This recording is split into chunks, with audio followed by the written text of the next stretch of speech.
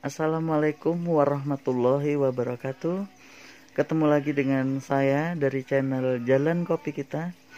Jalani hidup dengan komunikasi yang baik, objektif, penuh inspirasi dan manfaat yang baik tentunya. Pada minggu pagi hari ini saya akan mencoba mengupas tentang suatu judul yang saya kira cukup penting, dan saya berpikir ini nantinya akan ada manfaatnya untuk teman-teman yang mengikuti channel saya, karena ternyata ini sering tidak terfikirkan oleh kita sebagai manusia yang katanya ingin baik, ingin menghebat dari hari ke hari, ingin tidak salah jalan lagi, ingin tidak salah mengambil keputusan dan lain. Judulnya adalah bangunan yang kokoh. Jadi kita di sini mencoba mendeskripsikan hidup kita itu adalah mendirikan sebuah bangunan.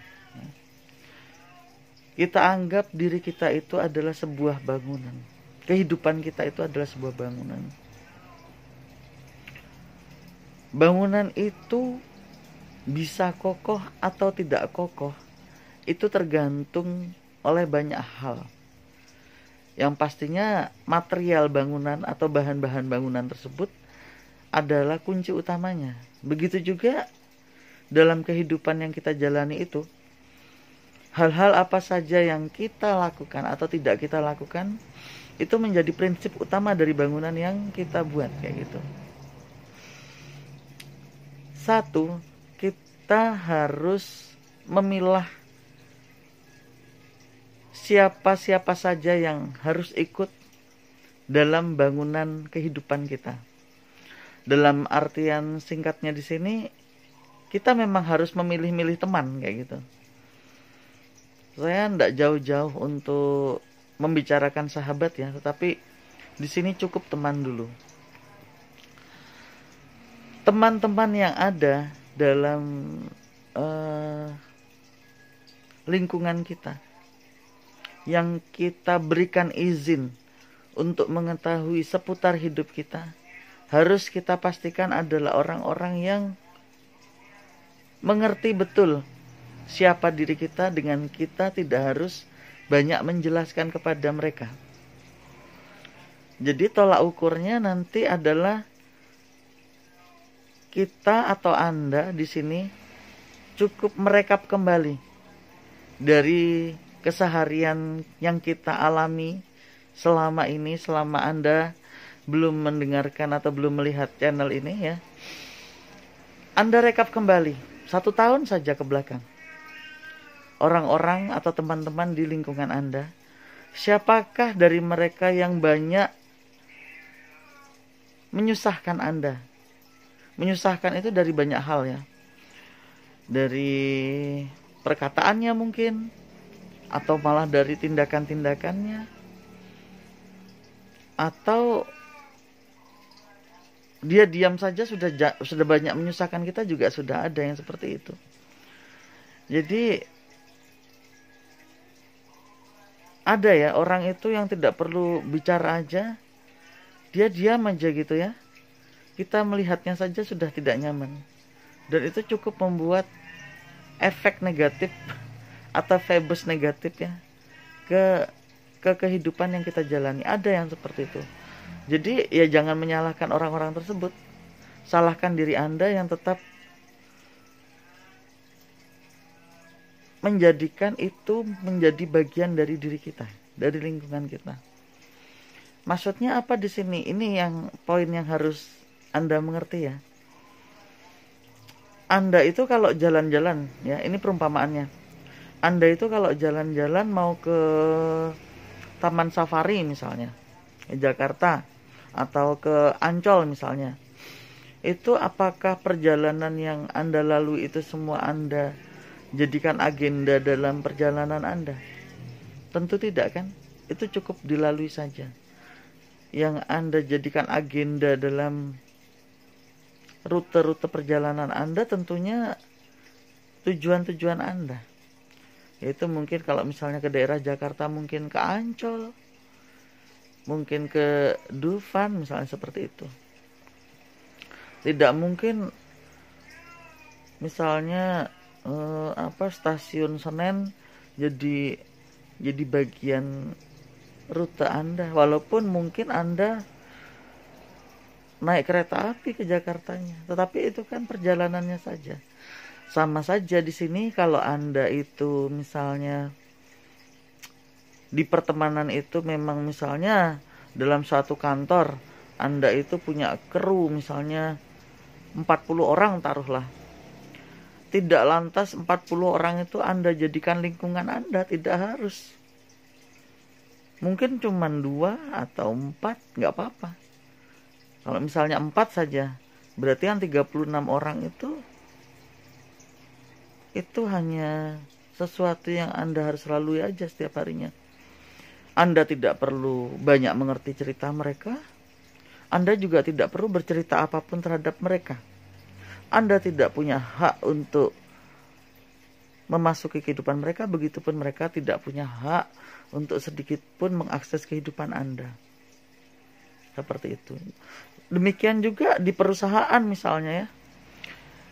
Jangan salah menyimpulkan kayak gitu ya. Karena teman-teman saya juga beberapa merupakan owner dari sebuah perusahaan. Perusahaan itu adalah sesuatu yang nyata ya. Dalam artian yang boleh diakses oleh bos Anda di perusahaan itu hanya masalah pekerjaan Anda. Masalah keseharian, masalah pribadi, masalah apapun yang lain yang itu tidak berefek kepada pekerjaan Anda, mereka tidak punya akses untuk ke situ. Jadi Anda harus tahu batasan-batasan itu. Jadi nanti tidak lantas karena Anda merasa itu bos Anda kayak gitu ya. Misalnya Anda di pabrik misalnya, kerja di pabrik, terus dia masuk di sesuatu yang bukan ranah pekerjaan, ya Anda nggak usah mau kayak gitu. Kalau itu memang bukan orang-orang yang di circle Anda kayak gitu. Ini kalau Anda mendengarkan sepintas lalu kayaknya hal yang tidak penting. Tetapi yakin kalau Anda sudah dewasa dan matang dalam kehidupan, ini bukan masalah umur. Ada yang mungkin umur 50 tahun hal seperti ini aja dikesampingkan misalnya. Tapi kalau Anda memang dewasa dalam pergaulan, dalam kehidupan, Anda akan tahu effort dari sebuah pertemanan itu sangat membuat efek bias ke kehidupan Anda sangat tinggi sekali. Anda boleh cek di luar sana orang-orang yang menghebat, orang-orang yang akhirnya menjadi orang yang sangat luar biasa, itu adalah orang-orang yang bukan tentu orang yang banyak teman, tetapi dia itu pasti mempunyai lingkungan yang hebat. Dalam artian dia pasti mempunyai 2, 3, 4, 5 orang yang betul-betul sangat mendukung dia lahir batin kayak gitu. Jadi Anda harus menemukan yang seperti ini. Itu di luar dari ayah bunda Anda atau bapak ibu Anda atau mama papa Anda. Jadi betul-betul lingkungan yang bukan dari lingkungan darah daging ya. Karena mendukungnya sesuatu yang hanya karena darah daging itu juga effortnya juga akan berbeda dengan di dalam kehidupan Anda. Akan lain. Rasa dukungan itu lain. Memang akan terjadi tetapi akan berefek yang lain kayak gitu. Itu satu. Terus kemudian untuk menciptakan bangunan yang kokoh dari kehidupan kita itu jangan mudah memberikan sesuatu yang tidak pantas untuk diberikan.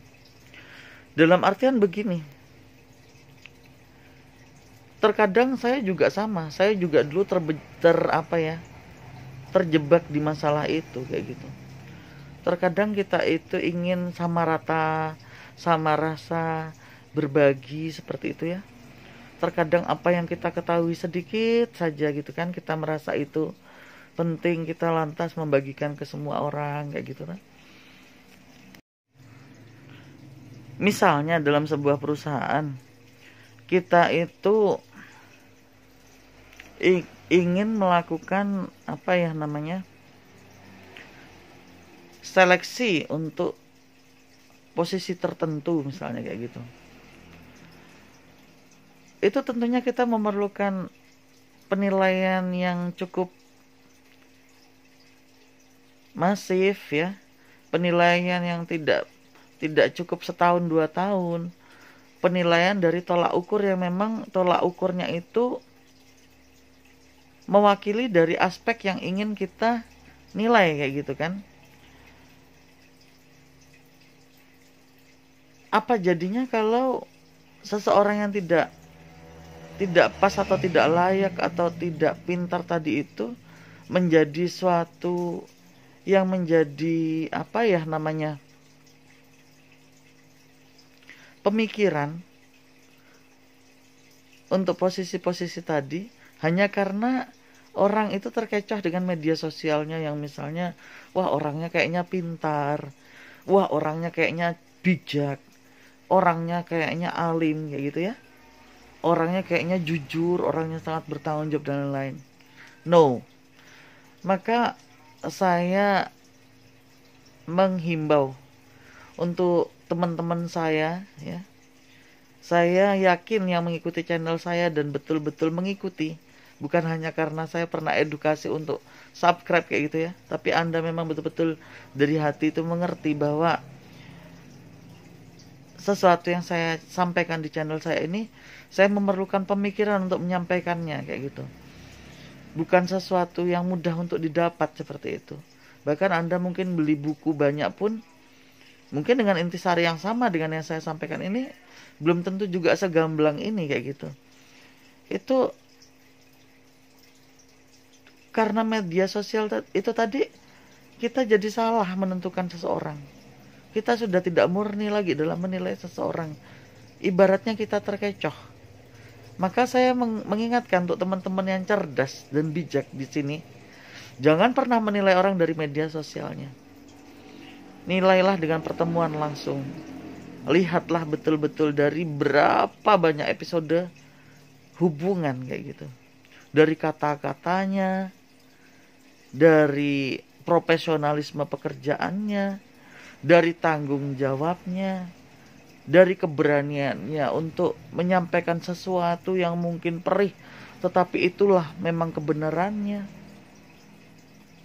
Semua itu, azas kejujuran, azas adab, azas yang tidak egois ya, itu harus kita nilai kayak gitu. Jangan sepenggal-sepenggal. Jadi kalau Anda itu cuma menilai dari katanya-katanya, atau kata medsos atau kata orang lain, itu ibaratnya Anda itu membeli buku tetapi Anda hanya melihat kata pendahuluannya dan kemudian cepat-cepat mengakhiri dengan melihat kesimpulan di belakang. Anda nggak tahu persis apa yang dimaksudkan oleh buku itu. Maka kembali ke fokus poin awal yang tadi saya sebutkan di kriteria nomor 2, jangan mudah berbagi. Anda yang benar-benar pintar harus tahu posisi Anda. Jangan mudah berbagi di media sosial untuk hal-hal yang krusial, yang apabila itu, kata-kata itu atau pemikiran itu diterapkan oleh orang-orang bodoh, maka akan lain kesimpulan akhirnya kayak gitu. Kata-kata yang sama akan disikapi yang lain oleh orang-orang yang tidak cerdas kayak gitu. Jadi apa ya? Ini saja saya menyampaikan ini dengan sangat berusaha hati-hati, karena saya juga yakin apabila ini yang mendengar adalah orang yang tidak sampai pemikirannya, ini juga akan mengambil keputusan yang berbeda, kesimpulan berbeda dari yang saya maksudkan kayak gitu.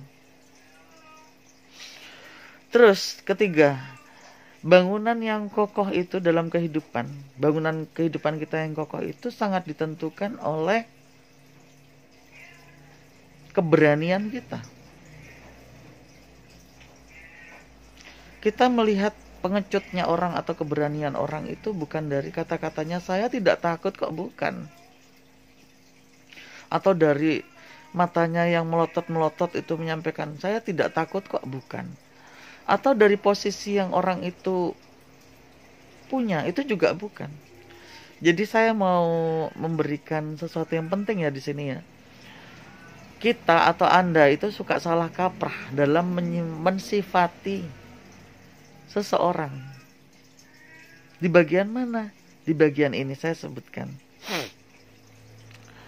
Jadi Anda atau kita itu seringkali takut dengan orang-orang yang mempunyai kedudukan tinggi. Contoh di sini bos besar, atasan-atasan yang mempunyai banyak harta, orang-orang yang mempunyai aset yang banyak. Itu malah kita atau Anda pikir adalah orang-orang yang mempunyai keberanian tinggi. No teman-teman, salah. Salah besar. Orang yang mempunyai keberanian tinggi itu adalah justru mungkin orang ini, pengemis di luar sana yang gak punya apa-apa, preman yang gak punya saudara, gak punya anak, gak punya rumah, atau orang kesepian yang setiap hari hanya menghadap buku, atau malah bawahan Anda yang paling bawah yang gak punya apa-apa, itu yang malah mempunyai keberanian tinggi. Pasti pada tanya, kenapa begitu? Saya jawab, semakin orang itu tidak mempunyai beban di pundaknya dalam arti yang hakiki, dalam artian di sini orang itu mungkin tidak punya istri, tidak punya anak, tidak punya orang tua yang harus ditanggung, tidak punya suatu beban yang harus dia pikul, yang harus dia usahakan lebih. Dan atau orang-orang yang tidak mempunyai aset apapun, tidak mempunyai harta yang harus dia lindungi, tidak mempunyai aset yang harus dia lindungi, tidak mempunyai kedudukan atau jabatan yang harus dia eman-eman atau dia sayang, dia akan mudah untuk melakukan apapun. Kalau nggak percaya, Anda bisa lihat mungkin di perusahaan-perusahaan Anda sekarang, mungkin Anda yang ada di pabrik atau Anda yang bekerja dimanapun yang ada strukturisasi di situ. Bukankah orang-orang malah yang menduduki jabatan-jabatan tertentu akan sangat takut dalam bertindak? Malah staf-staf biasa yang mungkin staf bawahan itu malah berani dalam bertindak kayak gitu. Itu karena apa? Karena memang fitrahnya begitu. Orang yang mempunyai kedudukan akan takut tersorot, takut kedudukannya hilang, takut jabatannya digantikan kayak gitu. Tetapi kalau memang orang itu memang berani, walaupun sudah di posisi tertentu yang cukup tinggi pun, atau punya beban tanggungan banyak pun, dia akan tetap berani. Ada juga yang tipe seperti itu, tapi jarang. Saya katakan ini yang fitrahnya.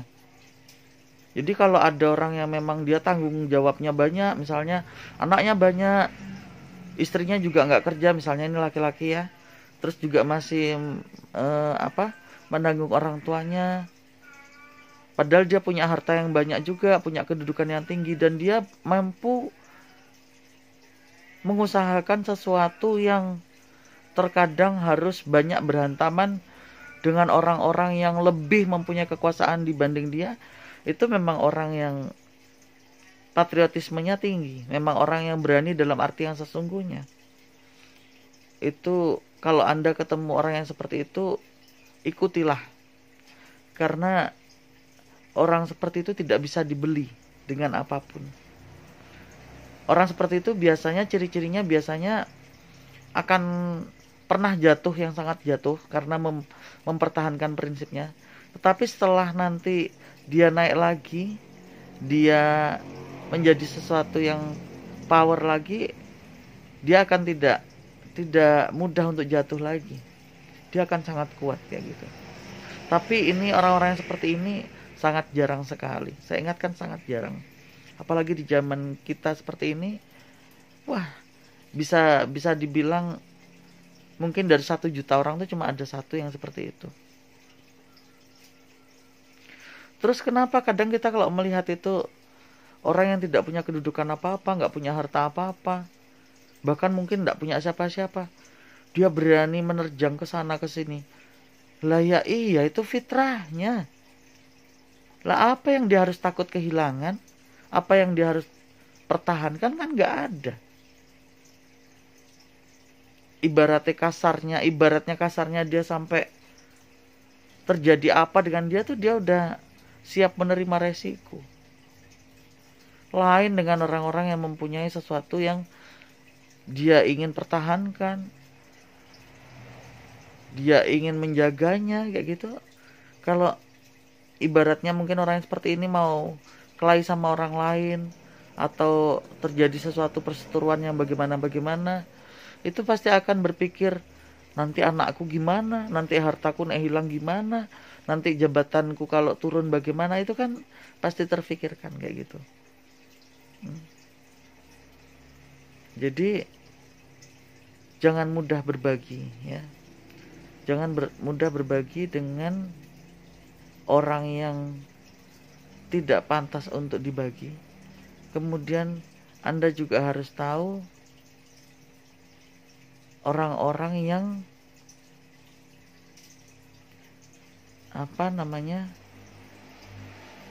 berani itu seperti apa kayak gitu. Jadi mungkin 3 poin itu dulu yang bisa saya sampaikan di sini. Kalau nanti Anda mensikapi, memikirkan ya dengan penuh saksama, Anda pasti tahu tujuan dari penyampaian materi di pagi hari ini ternyata sangat mengambil peran penting dalam bangunan kokoh yang akan kita buat dalam kehidupan kita. Fundamen dari karakter kita, pondasi dari karakter kita kayak gitu. Karena orang kuat itu bukan yang berbadan besar dan tidak sakit, tetapi orang kuat itu adalah orang yang mampu bertahan di posisi apapun, dalam keadaan apapun, dengan tetap menjadi dirinya sendiri ya, dan tetap berpikiran yang baik kayak gitu.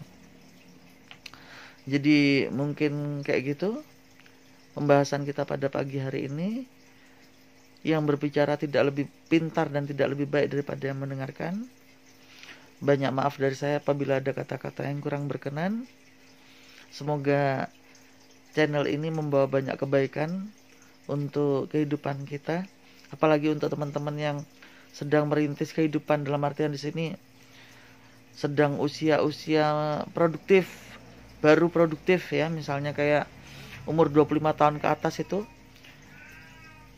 Anda kalau mendengarkan channel saya ini, insya Allah kalau Anda benar-benar mengerti, Anda tidak harus banyak belajar dengan harus jatuh dan tersandung, tapi Anda bisa mengambil hikmah dari kehidupan yang sudah saya lalui. Oke? Assalamualaikum warahmatullahi wabarakatuh.